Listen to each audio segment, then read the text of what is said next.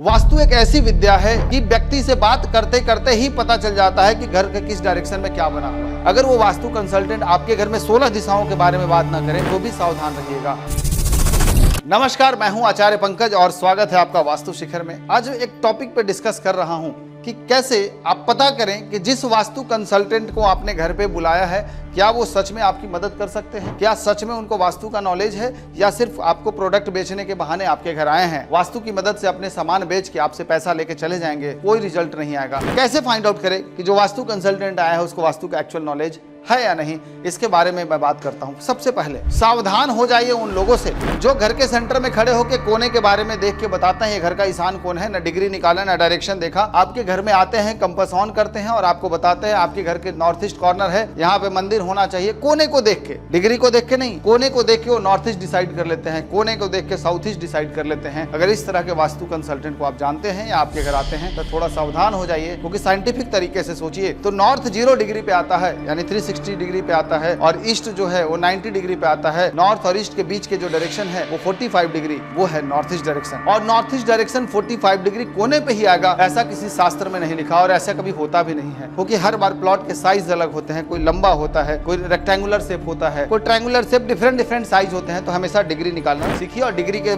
जो सहारे वास्तु करे उसी को वास्तु कंसल्टेंट मानिए, और जो डिग्री के अनुसार से आपको वास्तु गाइड करे उसी को वास्तु का असली नॉलेज है। फिर मैं बात करूंगा प्रॉब्लम को फाइंड आउट करना। वास्तु एक ऐसी विद्या है, ऐसा ज्ञान है कि व्यक्ति से बात करते करते ही पता चल जाता है कि घर के किस डायरेक्शन में क्या बना हुआ है। घर जाने की जरूरत नहीं, घर में देखने की जरूरत नहीं, वहां किस तरह की प्रॉब्लम है ये बात करने वाले व्यक्ति से पता चल जाता है। उसकी प्रॉब्लम को सुनते सुनते आइडियाज आते हैं कि घर के किस डायरेक्शन में क्या बना हुआ है जिसकी वजह से इस व्यक्ति को इतनी प्रॉब्लम्स आ रही हैं। यानी बिना घर देखे फाइंड आउट करना। तो कोई व्यक्ति आपके घर में आके 4 बार घूम के चीजों को ढूंढना शुरू कर रहा है, इसका मतलब उसको वास्तु का ज्ञान नहीं है। फिर मैं बात करूंगा रेमेडीज पॉइंट ऑफ व्यू पे। तो रेमेडीज के नाम पे अगर कोई व्यक्ति खूब सारे सामान बेचने में लगे हुए हैं, मेन समस्या को ठीक किए बिना सिर्फ 10, 15, 20, 25 पिरामिड लगा रहे हैं, बहुत सारे क्रिस्टल बॉल्स घर में लगा इंस्टॉल कर रहे हैं, आप समझिए वो काम नहीं करने वाला है। क्योंकि घर में जो मेन वास्तु दोष है, चाहे वो अग्निकोण का टॉयलेट हो या राहु की एनर्जी हो, जब तक उस जनरेट करने वाले एनर्जी को ठीक नहीं करेंगे, ना ही पिरामिड काम करेगा और ना ही क्रिस्टल काम करेगा। इसलिए सबसे पहले जो प्रॉब्लम है उसको डायग्नोस करना, उसको फाइंड आउट करना और उसको ठीक करना जरूरी है। उसके बाद आप सिंबॉलिक एनर्जी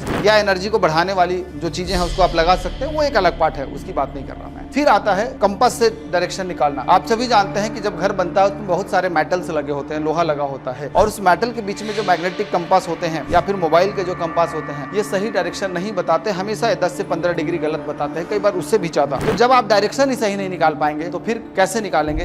इसलिए डायरेक्शन निकालने के लिए इस्तेमाल किया जाता है गूगल अर्थ का, यानी गूगल अर्थ की सहायता से जब डायरेक्शन निकालेंगे तो आपका एक्यूरेट डायरेक्शन निकलेगा। और मैं बात करता हूँ 16 डायरेक्शन का। अगर वो वास्तु कंसल्टेंट आपके घर में 16 दिशाओं के बारे में बात ना करें तो भी सावधान रहिएगा। और इसके बाद सबसे महत्वपूर्ण पार्ट आता है, क्या ज्योतिष बिना वास्तु सही है? क्या बिना एस्ट्रोलॉजिकल नॉलेज के वास्तु किया जा सकता है? मैं कहता हूं बिल्कुल नहीं। एस्ट्रोलॉजी तो बेस है वास्तु का। ज्योतिष और वास्तु ये दोनों एक ही सिक्के के 2 पहलू हैं। अगर आप एस्ट्रोलॉजिकल कैलकुलेशन को ध्यान से देखें तो जिस तरह के ग्रह की दशा हो, जिस तरह की ऊर्जाएं उस समय होती है, आप जाने अनजाने में उसी तरह के घर में चले जाते हैं। फॉर एग्जाम्पल, अगर साउथ वेस्ट में टॉयलेट मिला या सेप्टिक टैंक मिला तो कुंडली में पंचम अष्टम में राहु या पितृ दोष जरूर होगा, क्योंकि घर में अगर पितृ दोष है तो कुंडली में पितृ दोष स्वाभाविक रूप से होता है, तभी तो वो घर मिलता है। उसी तरीके से मैं बात करूं, अगर किसी व्यक्ति के घर में ईशान कोण यानी नॉर्थ ईस्ट में टॉयलेट या वास्तु दोष है, उसके कुंडली में उस समय गुरु खराब चल रहा होगा, क्योंकि गुरु ही वो ग्रह है जो वहां ले जाता है। वैसे ही मैं बुध की बात करूं, नॉर्थ डायरेक्शन में अगर वास्तु दोष है, बिना बुध खराब हुए नॉर्थ खराब हो ही नहीं सकता। घर देख के कुंडली बनाया जा सकता है, कुंडली देख के घर बनाया जा सकता है। ये दोनों ही चीजें आपस में जुड़ी है। हम लोग जब वास्तु करने जाते हैं, घर में कदम रखते ही पता चल जाता है इस घर में रहने वाला व्यक्ति कौन से दशा में इस घर का मुखिया आया है यहाँ पे, और साथ ही साथ आखिर इस घर में आते समय उस व्यक्ति की कुंडली कैसी रही होगी। ये सारी चीजों का अवलोकन सिर्फ घर देख के हो जाता है। वैसे ही अगर आप जन्म कुंडली देखेंगे तो घर का साक्षात्कार होने लगता है। ये दोनों ही ऊर्जाएं आपस में जुड़ी हुई हैं। जब तक इन दोनों को कंबाइन नहीं करेंगे, एक वास्तु कंसल्टेंट अच्छे तरीके से वास्तु नहीं कर सकता।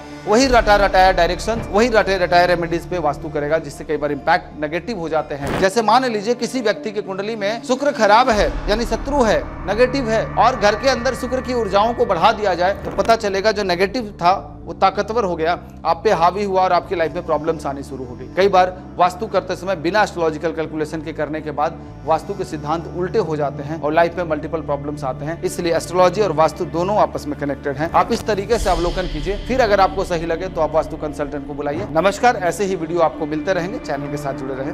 धन्यवाद।